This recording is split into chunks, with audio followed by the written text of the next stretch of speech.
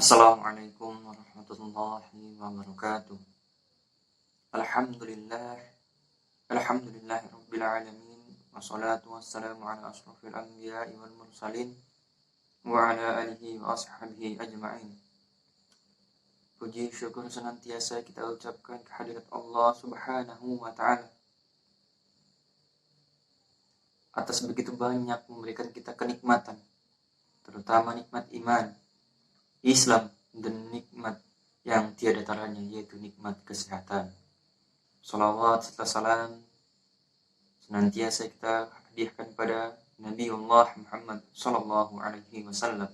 Semoga dengan memperbanyak salawat kepada beliau, kita akan mendapatkan syafaatnya di yaumil kelak nanti. Amin, amin ya rabbal alamin. Sahabat-sahabat yang dimuliakan oleh Allah, pada kesempatan kali ini saya akan menyampaikan ceramah singkat saya mengenai menjaga ukhuwah dalam perbedaan menurut ajaran Islam. Indonesia ini sendiri merupakan negara dengan berbagai macam budaya. Kultur ini dibangun dari banyak hal seperti dari keberagaman suku, budaya, golongan, dan agama. Indonesia sebagai salah satu negara yang mayoritasnya menganut agama Islam tentu sangat paham dengan makna persaudaraan. Pemahaman masyarakat akan hal ini setidaknya diterapkan ketika perayaan Hari Idul Fitri untuk saling menjaga hubungan. Misalnya dengan cara berkunjung kepada keluarga, sanak saudara, tetangga, bahkan kawan-kawan lainnya. Dan tidak hanya itu, menjalin persaudaraan agama Islam dikenal sebagai ukhuwah Islamiyah. Di luar ikatan ini ada ukhuwah watoniyah, yaitu ikatan persaudaraan yang dilandasi atas kesamaan negara. Arti dari ukhuwah watoniyah adalah persaudaraan yang diikat dari jiwa antar sesama warga bangsa atau nasionalisme, tanpa membedakan agama, suku, warna kulit, adat istiadat, dan budaya, dan aspek yang lainnya. Dan hubungan ukhuwah watoniyah ini bersifat muamalah, artinya persaudaraan yang tumbuh dan berkembang dalam bingkai masalah-masalah kemasyarakatan, kenegaraan, kebangsaan, ekonomi, budaya, politik, dan sosial, bukan masalah ibadah dan perkawinan. Ukhuwah watoniyah sendiri mengajarkan kita untuk selalu menjaga persaudaraan dan kesatuan bangsa.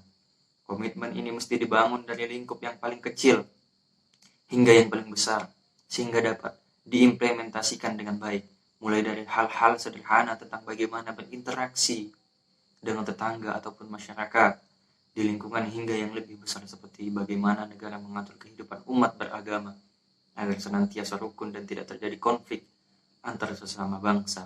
Dan semua itu perlu untuk dijalin karena kita sama-sama satu bangsa, yaitu Indonesia. Topik mengenai menjaga ukhuwah dalam perbedaan menurut ajaran Islam ini ternyata sudah lebih dulu tertulis dalam kitab Al-Quran, bahkan sebelum manusia memahami seperti apa makna persaudaraan itu. Nah, mengingat pentingnya menjalin hubungan dalam berbagai perbedaan dalam suatu kebangsaan, Rasulullah bersabda yang dimana artinya saudara setanah air termasuk sebagian dari iman. Nah, pada praktiknya ukhuwah watoniyah telah dicontohkan oleh Rasulullah Shallallahu Alaihi Wasallam. Dalam Piagam Madinah menjadi kasus yang diangkat untuk melihat praktik ukhuwah watoniyah yang terjadi pada masa Rasulullah Shallallahu Alaihi Wasallam.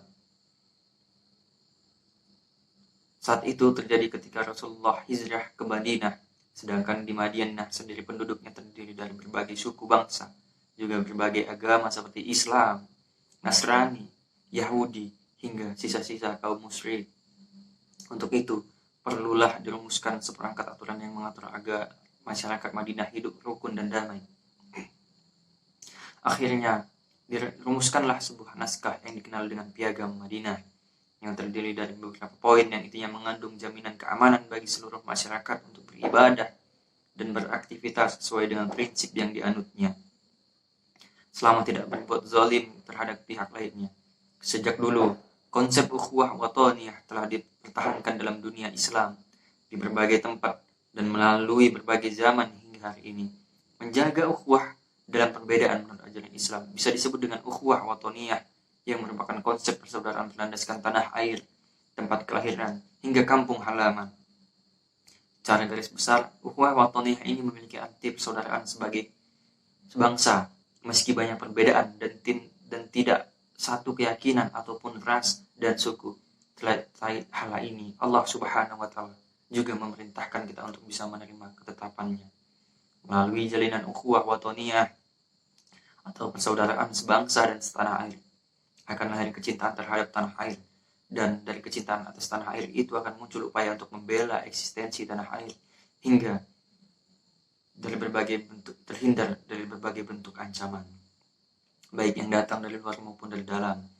Menurut Roy Shihab dalam wawasan Al-Quran, untuk memantapkan ukhuwah watoniyah, Al-Quran menggarisbawahi bahwa perbedaan merupakan keniscayaan, seperti yang tercantum dalam surah Al-Ma'idah ayat 48, yang dimana artinya, sekiranya Allah menghendaki, niscaya kamu dijadikannya satu umat saja, tetapi Allah hendak menguji kamu terhadap pemberiannya kepadamu, maka berlomba-lombalah dalam berbuat kebajikan. Allah Subhanahu wa Ta'ala menciptakan berbagai suku dan bangsa, di antara tujuan adalah untuk saling kenal mengenal satu dengan yang lain. Setiap suku atau bangsa memiliki karakteristik, potensi dan kelebihannya masing-masing.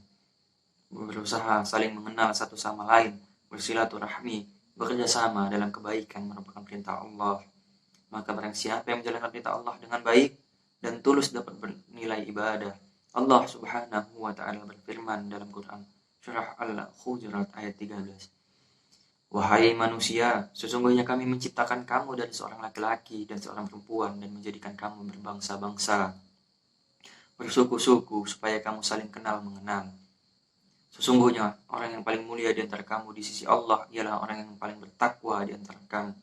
Dan sesungguhnya pula Allah Maha mengetahui dan Maha mengenal.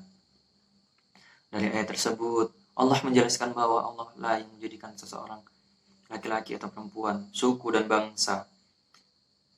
Pluralitas suku dan bangsa merupakan takdir Allah. Maka tidak semantasnya bila ada orang yang berbuat zalim terhadap orang lain karena memandang perbedaan suku dan atau bangsa. Maka orang yang merendahkan atau berbuat zalim terhadap suku atau bangsa lainnya berarti berbuat zalim terhadap penciptanya.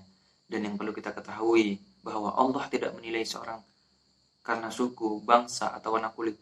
Allah tidak menilai segala perbedaan itu, akan tetapi Allah menilai seseorang karena kualitasnya, serta sejauh mana seseorang itu taat kepada Allah dan sejauh mana ia bisa bermanfaat terhadap sesamanya. Maka tugas manusia adalah berlomba-lomba untuk semakin bertakwa kepada Allah Subhanahu wa Ta'ala. Karena ketika manusia berkompetisi dalam kebaikan untuk meraih pahala dari Allah, maka akan jauh dari yang namanya konflik. Namun, wahai sahabat sekalian, perlu kita ketahui bahwa orang yang baik dan sukses itu apabila ia mampu menjalin hubungan baik dengan Tuhan dan sesama. Hubungan baik dengan Tuhannya, yaitu Allah Subhanahu wa Ta'ala sebagai zat pencipta, pemberi dan pelindung, yang disebut dengan hablum minallah, yang dipraktikkan dengan iman, ibadah dan pengabdian yang bagus dan tulus, serta menjalin hubungan yang baik terhadap sesamanya yang disebut dengan hablum minan nas, yaitu diwujudkan dengan mampu menghargai, menghormati, dan kerjasama dalam kebaikan sebagai sumber kesejahteraan, serta menolak berbagai macam kejahatan sebagai sumber malapetaka. Sebagaimana sabda Nabi Shallallahu Alaihi Wasallam, yang dimana artinya orang mukmin itu akrab dan bersatu, tidak akan ada kebaikan pada orang yang tidak bersatu dan tidak akrab kepada sesama. Hadis riwayat Ahmad, Tabarani dan Al-Hakim. Nah, oleh karena itu, sebagai seorang muslim, haruslah kita berupaya semaksimal mungkin untuk mengualitaskan berbagai macam ukhuwah Islamiyah dalam kehidupan sehari-hari kita. Sepertinya hanya itu yang bisa saya sampaikan mengenai menjaga ukhuwah dan perbedaan menurut ajaran Islam ini. Semoga segala informasi yang saya sampaikan dapat bermanfaat untuk kita semua. Untuk itu, lebih dan kurangnya saya mohon maaf apabila ada perkataan yang salah, itu datangnya dari saya. Dan apabila ada yang baik-baik, itu datangnya dari Allah. Dan kepada Allah saya mohon ampun. Wassalamualaikum warahmatullahi wabarakatuh.